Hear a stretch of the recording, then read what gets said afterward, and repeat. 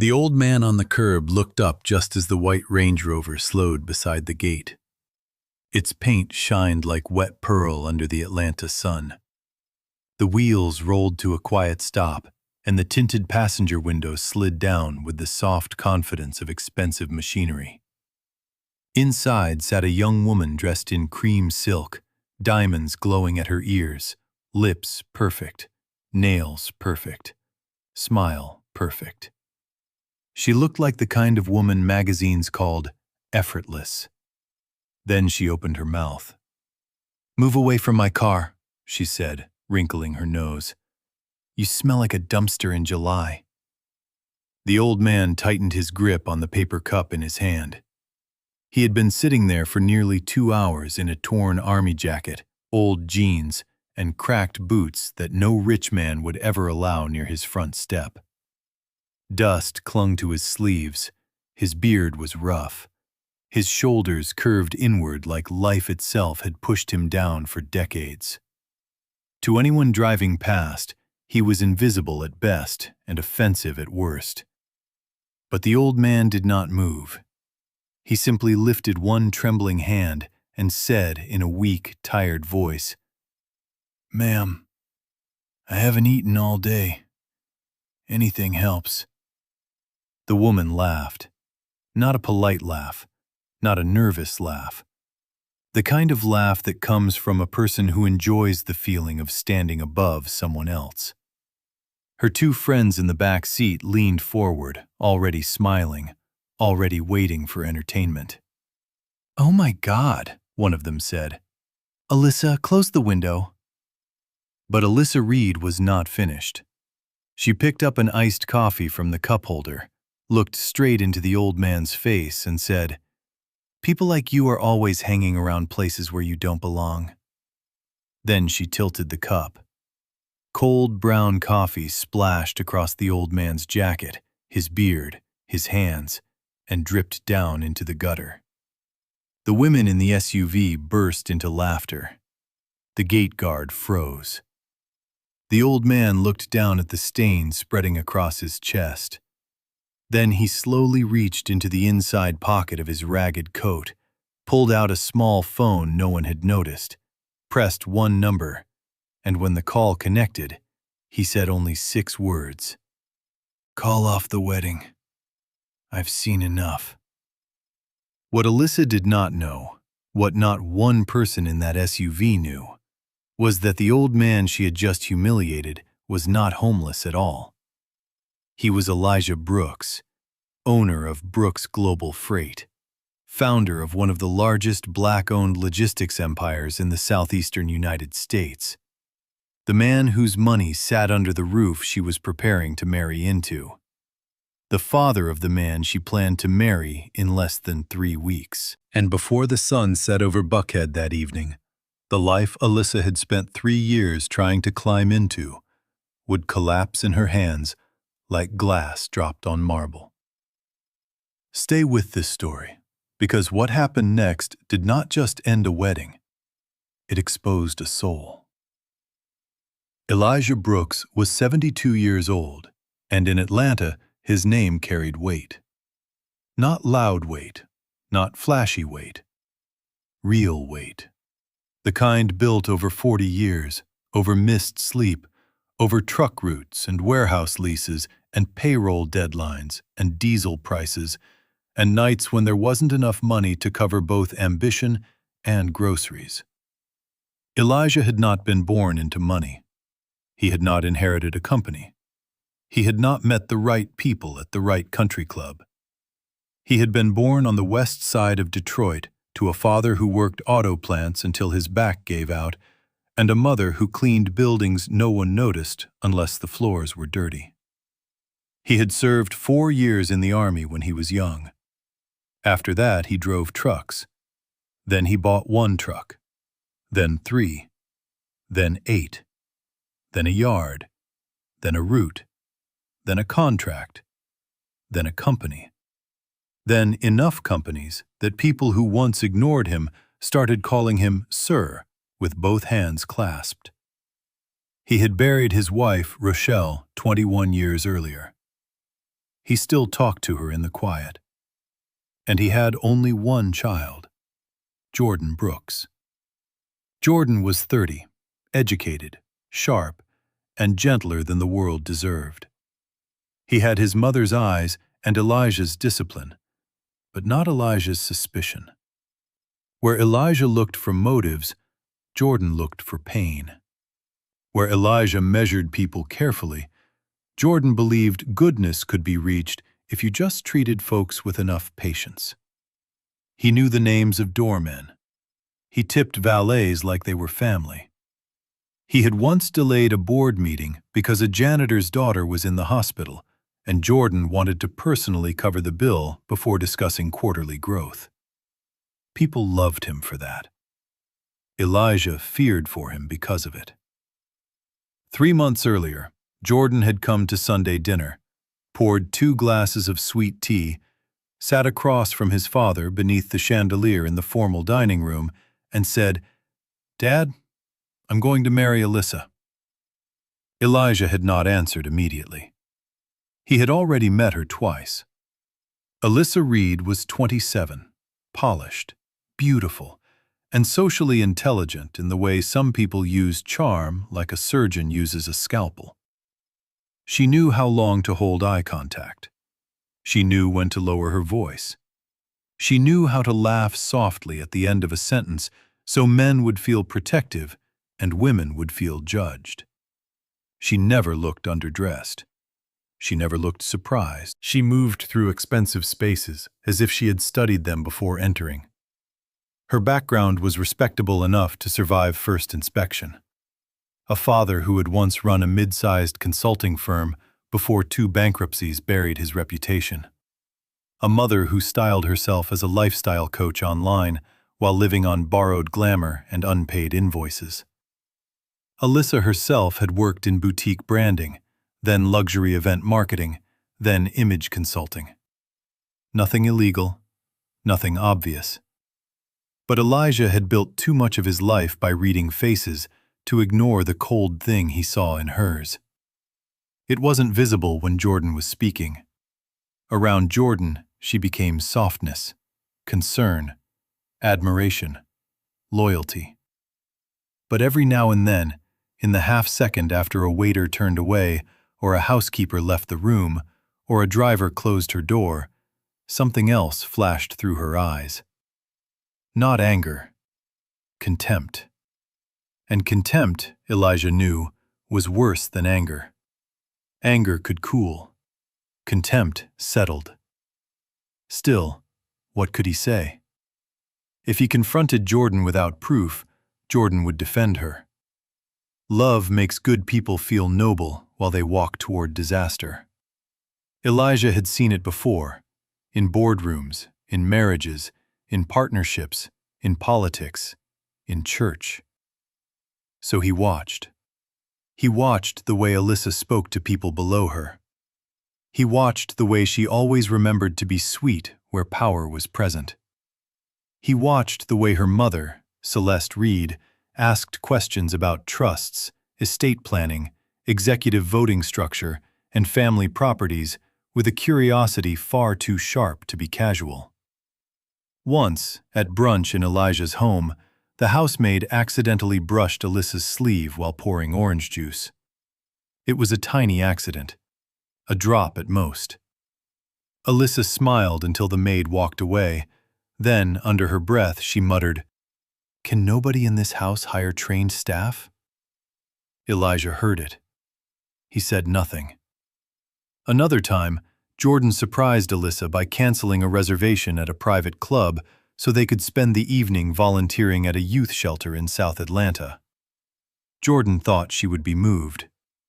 Instead, for one split second before her smile returned, disappointment darkened her face like a storm cloud.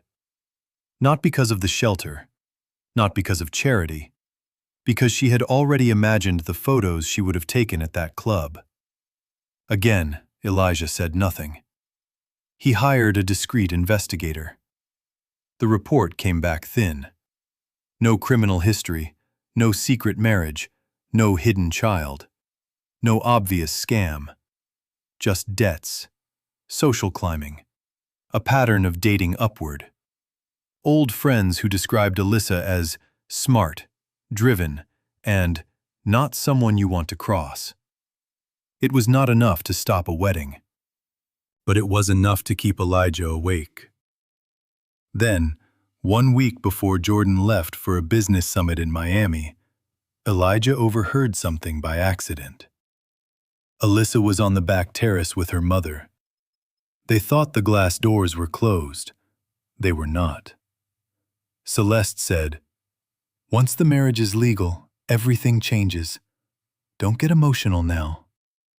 Alyssa replied, "I'm not emotional. I'm focused." Celeste lowered her voice, but Elijah still caught pieces. "Old man still controls too much. Jordan is soft. If you can't influence the father, outlast him. After that, Jordan can be managed." Elijah did not hear enough to expose them, but he heard enough to make a decision. He would not argue. He would test. The next morning, Elijah called Leonard Price, an old friend from his Army days who now ran a Veterans Outreach Center on the South Side. Leonard laughed when Elijah explained what he needed. "You're too old for undercover work," Leonard said. "I'm too old to let my son ruin his life," Elijah replied. By the time Jordan flew out to Miami, Elijah was ready. He sent his driver away for the day, told security to follow his exact instructions and not interfere no matter what they saw outside the gate unless physical danger occurred. He locked away his watch, cufflinks, and wedding band. He rubbed cheap motor grease onto his hands and under his nails. Leonard found him a torn field jacket, faded thermal shirt, old beanie, and military duffel with a broken zipper. Elijah let his beard go wild for several days, darkened parts of his skin with street dust and ash, and practiced walking with a heavier limp than the one age had already given him. When he looked in the mirror, he did not see a billionaire. He saw the kind of old black man America had trained itself not to see at all. And that hurt him more than he expected. By 10 in the morning, he was outside his own estate in Buckhead, sitting on a cracked stretch of curb beyond the polished stone wall that kept poverty outside and comfort inside. Luxury cars passed him. Some looked through him. Some sped up. One woman rolled down her window, apologized because she had no cash, and handed him a banana and a bottle of water. He thanked her. She drove away with tears in her eyes. Half an hour later, a landscaping worker brought him half a breakfast biscuit wrapped in napkins. "It ain't much, sir," the man said. Elijah took it with both hands. At noon, a middle-aged school counselor in an old Lexus stopped at the light near the gate. She had tired eyes, a work badge around her neck, and the kind of face life had tested but not hardened. She watched Elijah for a moment, pulled over, got out, and walked toward him holding a brown paper bag. Inside was a turkey sandwich, an apple, and a $10 bill. "You can keep the money or use it for coffee," she said. "Whichever makes the day easier." Elijah looked up at her and asked, "Why help me?" She smiled with embarrassment, as if kindness required apology. "Because someone once helped my husband when he was down," she said. "And because everybody deserves to be looked at like they matter." Then she got back in her car and left. Elijah folded the $10 bill carefully and tucked it into his coat. He did not know her name yet, but he would. At 1:17 p.m., the white Range Rover approached the gate. Elijah recognized it immediately. Jordan had bought it for Alyssa after the engagement, against his father's advice. "It's not about the car, Dad," Jordan had said. "It's about doing something beautiful for the woman I love." Now that beautiful gift rolled toward the gate, carrying 3 women dressed like a luxury ad campaign. Alyssa was driving. Her cousins, Tia and Naya, sat beside and behind her, already laughing about something on a phone screen. The guard stalled them for a few extra seconds, exactly as instructed. Elijah stood slowly. He picked up his paper cup. He limped toward the passenger side. "Excuse me," he said softly. "Ma'am, please. I'm hungry." Alyssa turned. She looked at him. And Elijah saw it happen. That shift, that peel, that thin layer of pretty civility lifting away from something cold and ugly underneath. Her lip curled before she could stop it. She looked him up and down, as if he had insulted her simply by existing. "Back up," she said. He took one more small step. "Please, anything helps." Then came the coffee. Then the laughter. Then the line. "People like you are always hanging around places where you don't belong." The words hit him harder than the drink, because in that moment, standing dirty outside the gates of wealth he himself had built, Elijah heard the true religion of people like Alyssa. Belonging. Not kindness, not truth, not family, not character. Belonging. Who gets to stand near money? Who gets to speak? Who gets to be clean enough to count? Elijah waited until the Range Rover passed through the gates. Then he made the call to his attorney, Raymond Collins. "Call off the wedding. I've seen enough." Raymond did not ask questions. He had been Elijah's lawyer for 26 years. He only said, "Understood." But Elijah was not done. No man builds an empire by quitting after the first proof. He wanted to know how deep the rot went. So 10 minutes later, still in disguise, he entered his own house through the service entrance. Alyssa and her cousins were already in the informal sitting room with a wedding consultant named Denise Harper. Fabric samples were spread across the table. Floral boards leaned against the wall. Champagne sat in a silver bucket. Elijah paused just beyond the doorway where they could not see him. And then he listened. Tia was laughing so hard she nearly spilled her drink. "Girl, that old man's face!" Alyssa cut her off with a smirk. "Don't. I'm still trying to get that smell out of my head." Denise gave an uncomfortable laugh, the kind service professionals give when wealthy clients wander into cruelty and they need the check to clear. Alyssa flipped through invitation samples. "No cream paper. I said ivory. If it looks cheap, it is cheap." Denise nodded quickly. Then Naya asked the question that froze the room. "So, when you officially become Mrs. Brooks, what changes first?" Alyssa leaned back. She took a slow sip of champagne. The smile on her face turned private.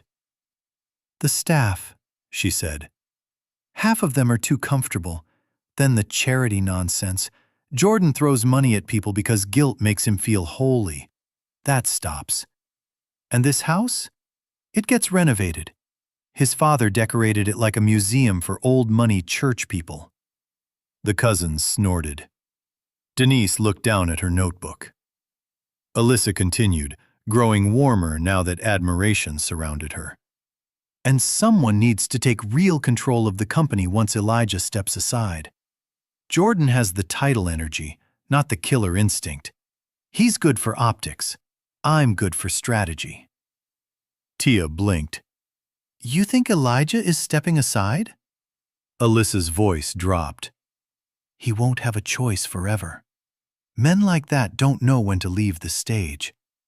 But time fixes everything. And once Jordan is my husband, I don't need the father to love me. I just need him gone from the center." Elijah's hand closed hard around the doorframe. Still, she kept talking. "Jordan thinks marriage is partnership. That's cute. Marriage is leverage. You either understand power or you get controlled by people who do. Denise accidentally dropped her pen. Alyssa laughed at her. Oh, relax. I'm not poisoning anybody. I'm just smarter than the room. Then Celeste Reed appeared on speakerphone through Alyssa's car audio, which she had synced to the room. Denise could hear. The cousins could hear. Elijah could hear. Did you get the old man to approve the floral budget? Celeste asked. Not yet, Alyssa said. But it doesn't matter. 3 more weeks and approval won't be a problem. Celeste chuckled. Good. Keep Jordan emotional.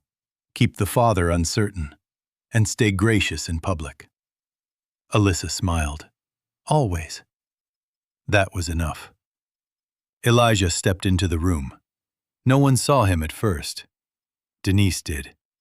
Her eyes widened. She assumed a trespasser had wandered in from the street. Oh my God, she whispered. Alyssa turned sharply. What is this?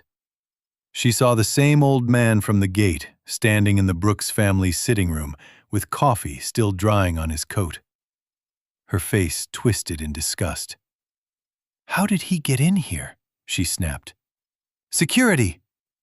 No one moved. Alyssa stood. Are you deaf? Get him out! Elijah said nothing. He simply took off the beanie. Then he reached up, wiped part of the soot from his face with the inside of his sleeve, and stood all the way to his full height. The room changed. It changed in silence. Denise gasped first. Tia's mouth fell open. Naya stumbled backward into the edge of the sofa. Alyssa did not understand for half a second. Then understanding hit her so hard, the color drained from her face. Mr. Brooks. Elijah looked at her with eyes so calm, they became terrifying. Now, he said quietly, you may call me Elijah. Alyssa's knees nearly gave. She stared at the coffee on his coat, at his hands, at his face, at the truth rearranging itself around her. I can explain, she whispered. Elijah turned to Denise. Were you recording this consultation? Denise, shaking visibly, lifted the small audio recorder she used for event notes. The red light was still blinking. Yes, sir. Good. Alyssa lunged toward her. Turn that off! Don't touch her, Elijah said. It was not shouted. It did not need to be. The room obeyed him. He stepped closer to Alyssa. My son loves you, he said. Do you understand what that means? He defended you when I had doubts. He trusted you with his heart.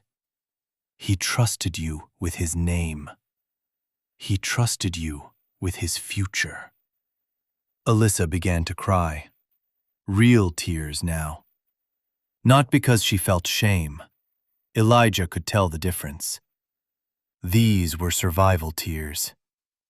I love Jordan, she said. No, Elijah replied. You love access. She shook her head wildly. That's not true. I sat outside my own gate like a forgotten veteran and begged you for one moment of mercy. One. You gave me humiliation. Then you walked into my house and spoke about my death like it was a scheduling inconvenience. Alyssa covered her mouth. Her cousins were already inching toward the door. Elijah turned his head slightly.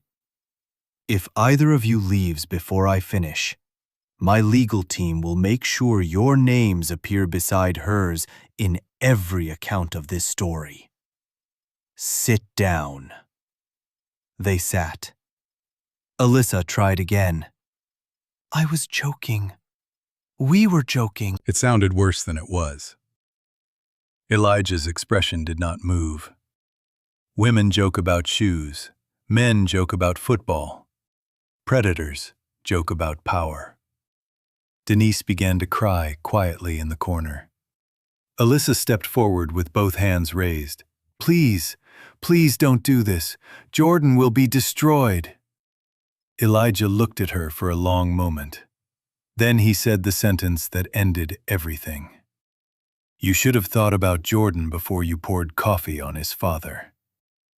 The front door opened. Every head turned. Jordan Brooks had returned early from Miami. He stood in the archway with a carry-on bag still in his hand, confusion giving way to dread as he took in the faces, the tension, the smell of champagne, the old jacket on his father, the coffee stain, the tears on Alyssa's face. "Dad?" he said. "What happened?" No one answered. Elijah walked to Denise, took the recorder gently, and placed it in Jordan's hand.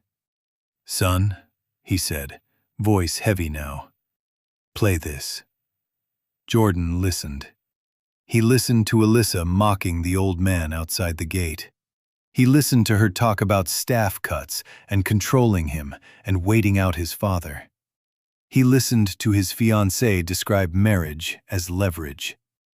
He listened until his hand began to shake. Then he played it again. Alyssa moved toward him. "Jordan, baby, listen to me." He took one step back. Not dramatic, not loud, just one step. But sometimes one step contains the entire death of a future. "Is that you?" he asked quietly. Alyssa cried harder. "I was angry. I was showing off. I didn't mean it." Jordan looked at her as if he had never seen her before. "My father sat outside in the heat, dressed like he had nothing, and the woman I asked to be my wife treated him like garbage. Jordan, and inside this house, you spoke about me like I was weak. That's not what I meant." He laughed once. It was a broken sound. "Then what did you mean?" She had no answer that could survive daylight. Jordan turned to his father. "You knew?" "I suspected," Elijah said. "I prayed I was wrong." Jordan closed his eyes. For a long moment, no one spoke. Then Jordan reached up slowly, removed the engagement ring from his finger. He wore the matching band she had insisted they buy early for photo shoots, and placed it on the table beside the floral samples. "It's over," he said. Alyssa made a strangled sound. "No, no, Jordan, please, don't do this in front of them." "In front of who?" Jordan asked. "The cousins who laughed? The planner who recorded the truth? My father you called disposable? Which part would you like handled privately?" Celeste Reed called again. Her name flashed across the car screen. No one answered. Jordan looked at Alyssa with tears finally standing in his eyes. "I would have built a life with you. I would have trusted you with everything. Do you understand that?"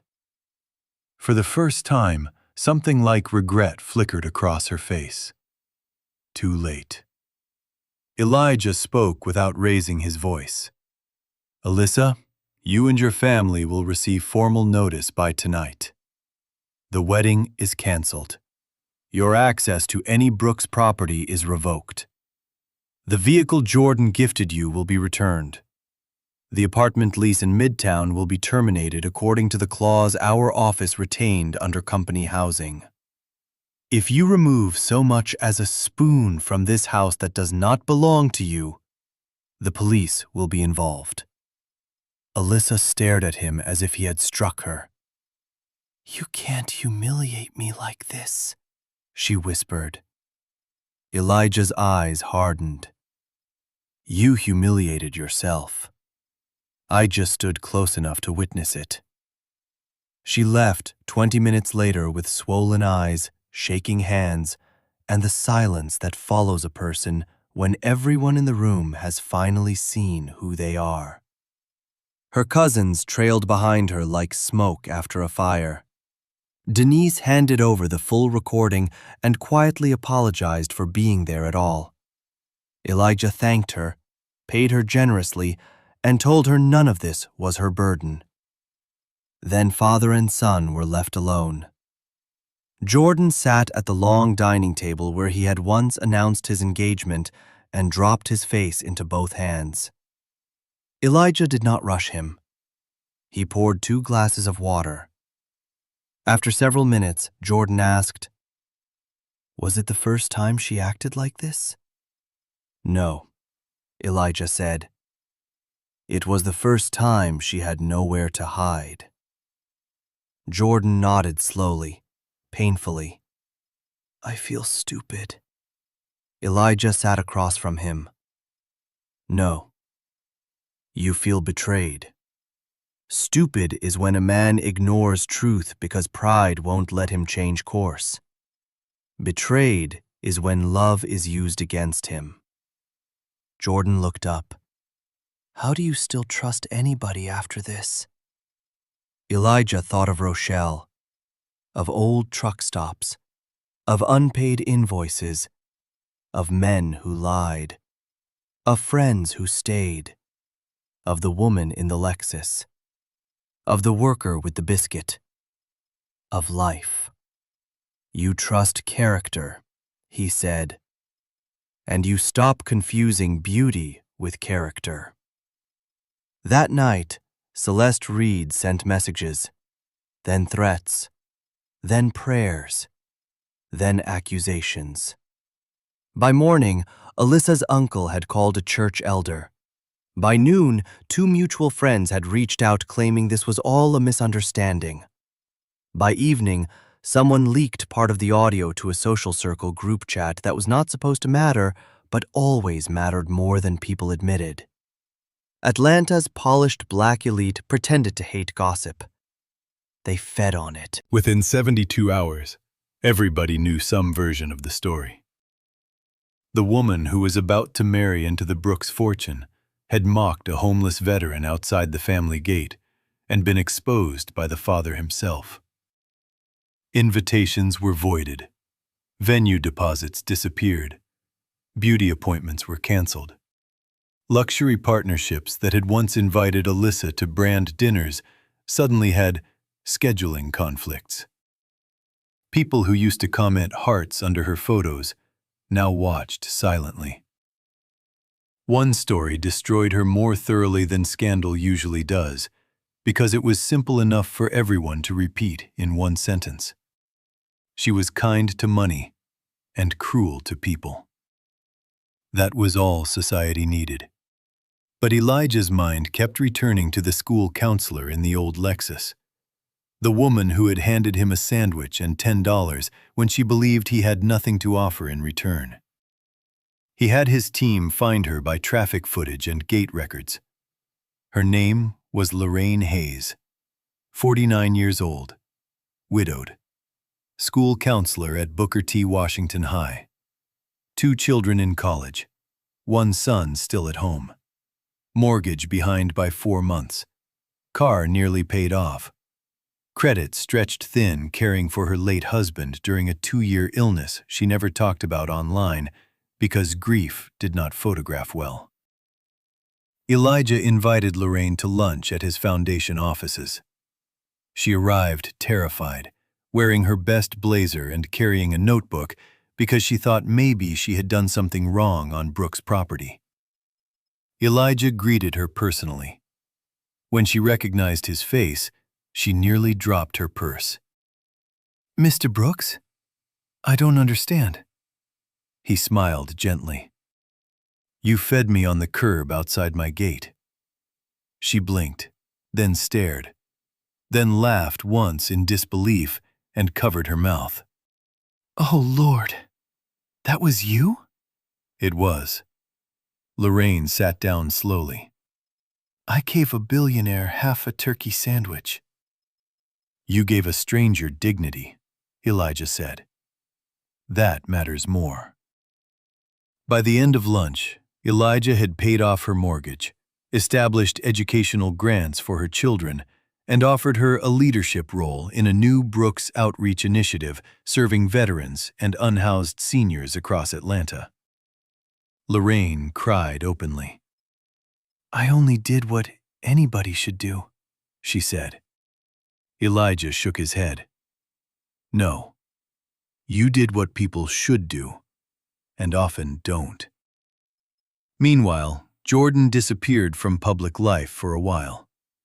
Not because he was weak, because heartbreak makes decent men quieter before it makes them wiser.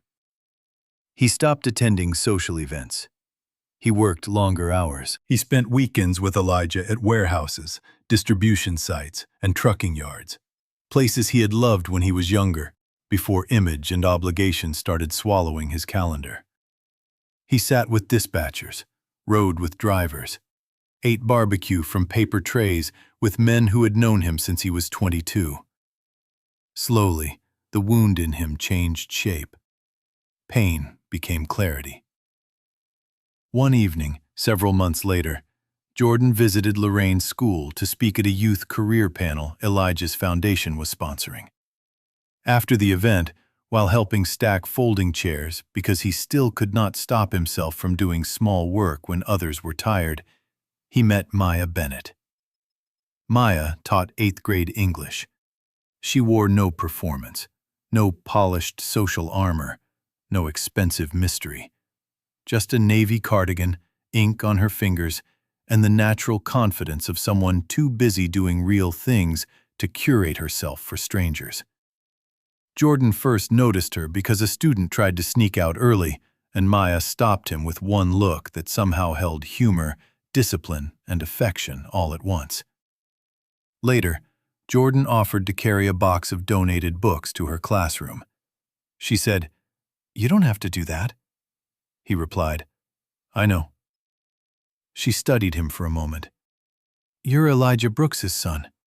"Unfortunately, yes." She laughed. Not strategically, not delicately, honestly. And Jordan felt something in his chest unclench for the first time in months. Their story moved slowly. The right stories often do. Maya asked hard questions. She did not flatter money. She forgot to answer texts when grading papers. She once corrected Jordan's grammar in the middle of dinner and did not even realize it was the sort of thing many women avoided with rich men. When he tried to send flowers to her classroom, she called and said, "Please don't turn my job into a lobby display." Elijah liked her immediately. Not because she was humble. He hated when rich people used humble as a compliment for those with less. He liked her because she was anchored. A year later, Jordan brought Maya to Sunday dinner. She greeted Elijah warmly, brought peach cobbler she made herself, thanked the staff by name, and when one of the servers dropped a spoon, Maya picked it up before anyone could feel embarrassed. Elijah watched all of this in silence. Then, during dessert, Maya disagreed with him about a school transportation proposal and did so respectfully but firmly, with data, not charm. When she left that night, Elijah stood on the terrace alone and looked up into the dark Atlanta sky. "Rochelle," he whispered, "our boy finally found a woman who knows who she is." 2 years after the day outside the gate, Jordan married Maya in a smaller ceremony at a historic black church with stained glass, live strings, and families seated close enough to feel each other breathe. No performance, no luxury circus, no influencer tables. Just vows, tears, music, and people who came because love had invited them. Elijah wore a dark suit and one old army pin inside his jacket, where no one saw it but him. At the reception, he found Jordan alone for a moment and said, "You chose well this time." Jordan smiled. "No, I healed well this time." Elijah nodded. That was truer.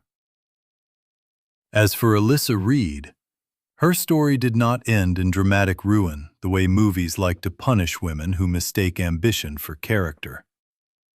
Life is usually more ordinary than that. She did not vanish. She adapted. She moved to Houston for a while, rebranded, changed friend groups, cleaned up her online history, and told new people an older, wealthy family had targeted her because she was independent and outspoken. Some believed her. People often believe whichever version of a story protects the version of themselves they're trying to become. But every now and then, someone from Atlanta would recognize her name. Every now and then, a room would cool just slightly. Every now and then, a person she hoped to impress would already know. And that is its own kind of sentence. Elijah, for his part, never fully stopped his quiet tests. Sometimes on Sunday afternoons, if the weather was good and memory felt heavy, he sat in plain clothes beyond the outer wall of one of his properties with a cap pulled low and watched people pass. Not to trap them, to remember. To remember how thin the line is between being celebrated and being unseen. To remember that money does not reveal character nearly as clearly as power over the powerless. To remember that the purest face a person shows is usually reserved for someone they think can do nothing for them. He kept the $10 bill Lorraine gave him in a leather frame in his private study. Not because he needed the money, because he needed the reminder. One winter evening, months after Jordan's wedding, Maya found that framed bill while helping Elijah organize old papers. "What's this?" she asked. Elijah smiled. "That," he said, "is what real wealth looked like the day I nearly lost my son." She looked at the bill again, then at him, and understood more than he had explained. In the final years of his life, Elijah funded more veteran housing, more school counseling programs, more meal services, and more emergency assistance than any reporter ever fully documented.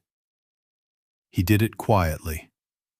He did it personally. He did it because once you have seen how cheaply some people treat human dignity, every act of real compassion starts to feel holy. And whenever young executives asked him the secret to building a strong company, he gave them numbers, discipline, timing, and market sense. But whenever they asked the secret to protecting a legacy, he told them something else. "Watch how people behave when there is nothing to gain," he would say. "That is where the truth lives." If you are listening to this story right now, remember this. Character does not show up when cameras are on. Character shows up when nobody important is supposed to be watching. When the waiter is slow. When the driver gets lost. When the elderly man at the light smells like hardship. When the woman cleaning the table does not have status. When the person in front of you cannot advance your career, lift your image, improve your access, or increase your comfort. That is where souls introduce themselves. Alyssa failed that test because she thought life was a ladder. Elijah understood what she never did. Life is a mirror. And sooner or later, everyone meets themselves in it. So be careful how you treat people on your way up. Some of them are not as powerless as they look. And even when they are, God is still watching.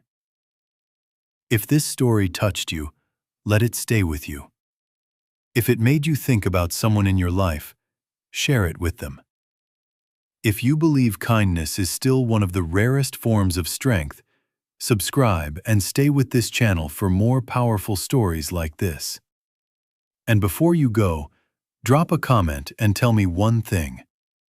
What do you think reveals a person's true character the fastest? Money, power, or how they treat people beneath them? I'll see you in the next story.